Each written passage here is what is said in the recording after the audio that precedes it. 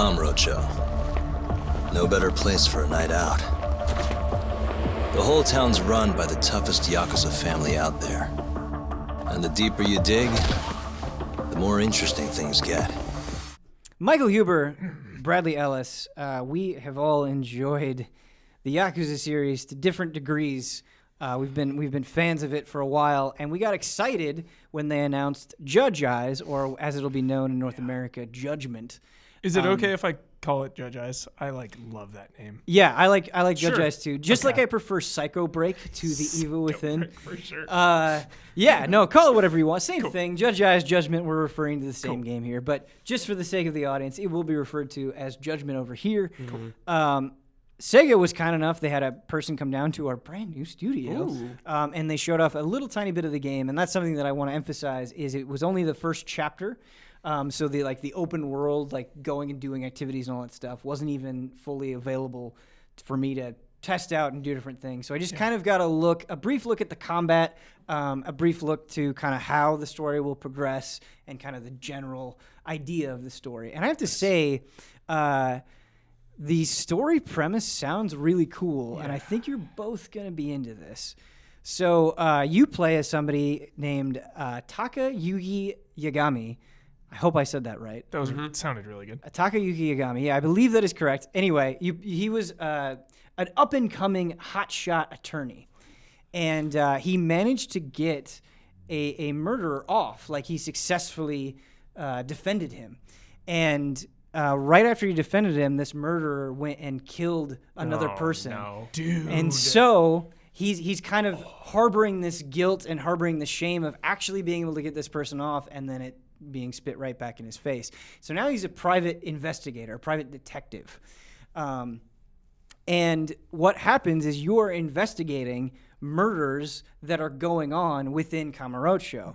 But I love that it's not just, hey, I'm this private detective, I'm investigating murders, I'm cool. He's got all this baggage that he's carrying. He has this history that's influencing his entire attitude for right now. And so I think that's really awesome. And so that's kind of the very broad, extremely basic setup for Judgment. Are people upset with him for getting that murderer off? Were there any actions where people give him bad attitude, I would say, because they know. There's definitely, I wouldn't say I got to see a ton of specifics, but there was definitely like some acknowledgement of his history as characters were interacting with him. It's going to be that scene in The Office, dude. Some cop being addictive. Yeah, unfortunately, like beyond the most basic story premise, like I wasn't able in the session, while talking to the Sega representative to completely drill down in the story. Totally. So that's unfortunately all I have regarding the plot. But I do have a very good sense of at least how the beginning will kind of play out. And so Yakuza, you're very familiar with the structure of, okay, you get a lot of story, and then you can mess around in the open world. You could do sub-stories, things like that. Sub-stories also return here. But what's interesting is there's kind of more of a procedure to it. Like when you're tracking somebody down, like you're looking for this specific person, and you can see this if you played the Judge Eyes demo, where you'll be in first-person mode, and there'll be, a pan of people on the streets. You have this pan shot of people on the streets, and you can look at each of them, and you have this sketch, and you have to match the face with the sketch that you see. And so it's like, oh, okay, this guy has a mole. He's clearly the right guy. And then I had to tail him. Ooh. And so you have to slowly walk behind him, and there are hiding points that you press circle, and you get behind him, and then he'll occasionally look around.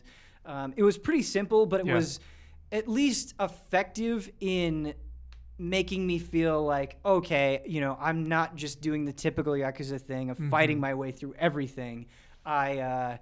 I have to, put in some work, or at least I have to kind of feel like I'm playing the role of a private detective. Yeah, in that setting, then, devs there and everything, you can't really get in the zone. But yeah, it is a little different, yeah. Tailing people can be one of my favorite things in games like Metal Gear Solid 4. Yeah. But it can also be pretty tedious. Yes. What was the vibe you got? Was it just going through the motions, or did you feel like you were tracking this guy down? Yeah, so when I think of a tailing, my mind immediately jumps to Assassin's Creed, which I often found those missions very frustrating just because there was kind of this flimsiness to them. Just controlling the character and getting behind them, and just like the rules in place always felt a little too loose for me. This is very simple. And so it's like you're slowly creeping through this alleyway behind this guy, and you have a meter at the top. And when he looks behind, like let's say you're just caught out in the open, that meter will fill up. It's pretty generous. And so as long as you are looking around and making sure that, okay, every time I creep up, I have another cover point to get into, you'll be fine. It was not difficult to get through by any means. Pretty straightforward. Keep in mind, though, this is still just chapter 1, so I don't know how the tailing is going to evolve over time. But a good question. There's also a drone that you look up. You see a drone, and it's like feeding information to into your phone. Whoa. The drone that I saw was very tied to that story scene specifically, so I don't know if it's going to be involved later on. I'm sure it'll come out. At But some like, time. so Vanguard 1. yeah, the guy goes into this alley. And you're like pressed up against the wall, and you're like, okay, fly the drone over. Let me get a look at it. And then this other guy that you're talking to, he's like, okay, I'll feed the information into your phone. And so you can get. Was a it like picture in his your phone. friend, or was it? It was his buddy. Okay. Yeah. Dude. Because it. At least that was my understanding. Have of they the said relationship. it's in the Yakuza universe? So Because there's Great a question. sub-story with like the drone.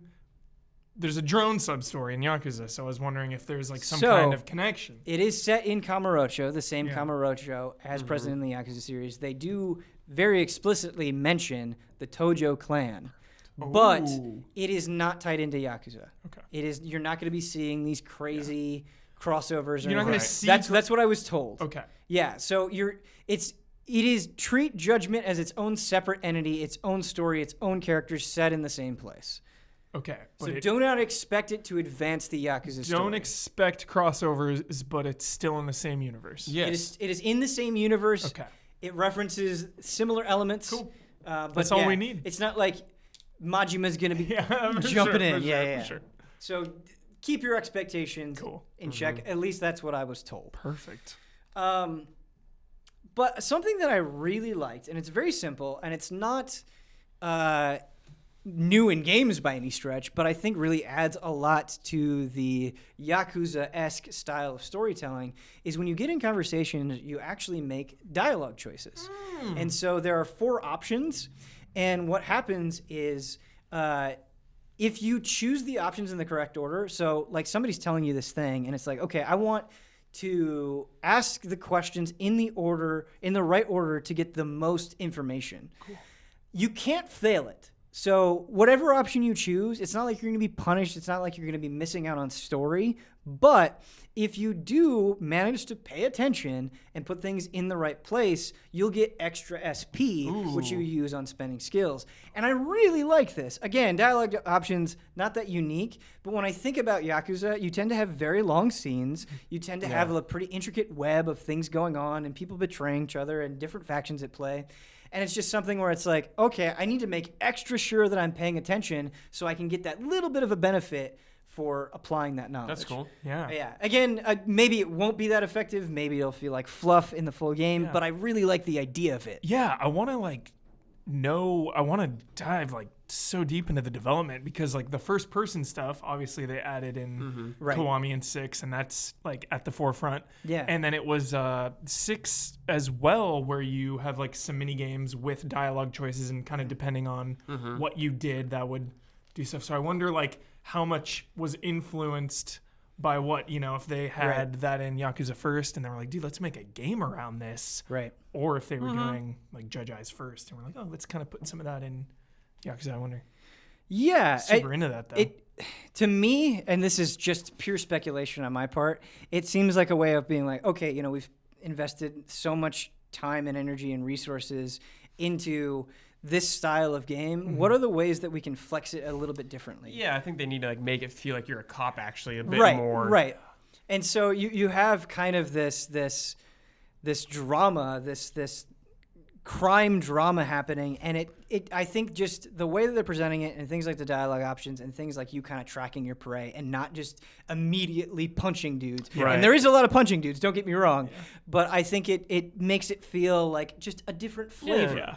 And I like that. Yeah. And the dream of like an Avengers crossover down the line where he gets Majima off for some crime, Another thing that I liked, but again couldn't mess around with because we were so early in the game, is you have this personal space, and you can buy things. You can decorate that space. And so there was like a plant in the corner, and I put it on First person the top or of third person in the space? It's third person. Okay. Yeah. And it's like your little apartment or what? Yeah, you have this like little place where you're residing, and Yeah. you and your buddy are hanging out, and you Sick. can go and you can customize, and you can buy things and put it in there. Again, didn't get to see a broad array of Say it, no more. but it is something that is in the game. Yes. That seems pretty cool. Yes. And the last thing that I want to talk about, I guess, is the combat. That's and what I was so, gonna ask. yeah, you actually have a return of styles here. You have two different styles that I saw in my time with the game. And there's some pretty sick stuff that I saw. Unfortunately, we couldn't capture. We might get another chance to look at the game later Right. on where we can capture and maybe pinpoint this stuff a little bit more specifically. Cool. But didn't capture. You have two different styles. One of the styles is good at fighting crowds, and then one of the other styles is more one-on-one. But like you would hope from Yakuza styles, they're just very flashy and crazy, and he's doing flip kicks and all this stuff. But the hypest moment for me was like you can run and you can jump off the wall, and I was like, wait, can you do a heat action? In this game, they're called EX actions, but EX. they're the same. Yeah. I was like, can you do an EX action off the wall? And you could. And there was a specific EX action of me running up to the wall. So the enemy was right here, run up the wall, jump off, do the EX action, and it just looked amazing. Like you're just like spinning around. And Dude. Kick him in the sliding head around. or something. Some Titanfall EX Yeah. action. If memory serves, you're like grabbing him with your legs and like flipping him down on the ground. So you're like running off the wall, you grab him with your legs, and then you throw him down. Yes. Amazing. Yes. Good. And was how? very cool.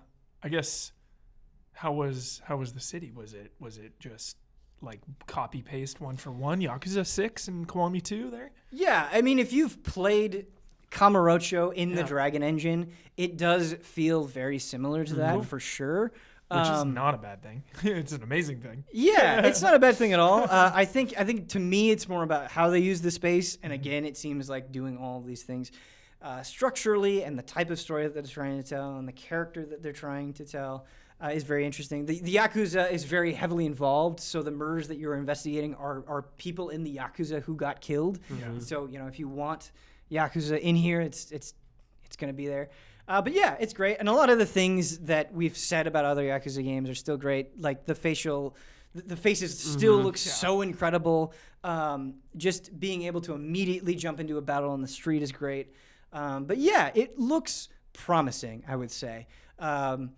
The question, he was like, hey, do you have any concerns? And I was like, well, I guess thinking about it, the one worry that I would have is like, oh, hey, it's kind of new and novel in this first chapter, going and being like, okay, is this the right person, and tracking them down? But depending on how they present it, it could also be repetitive. And so I'm interested to see how the story goes on, how many ideas they repeat, how they repeat it. Totally. And that sort of thing.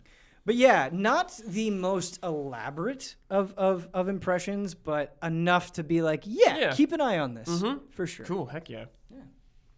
And we'll have more on Judgment. I would say multiple allies are excited. Expect to hear some on Frame Trap and hopefully other previews down the line. And yeah, that's coming out this year, coming out later in the year, and we'll have more on Judgment very soon. Thanks, everybody.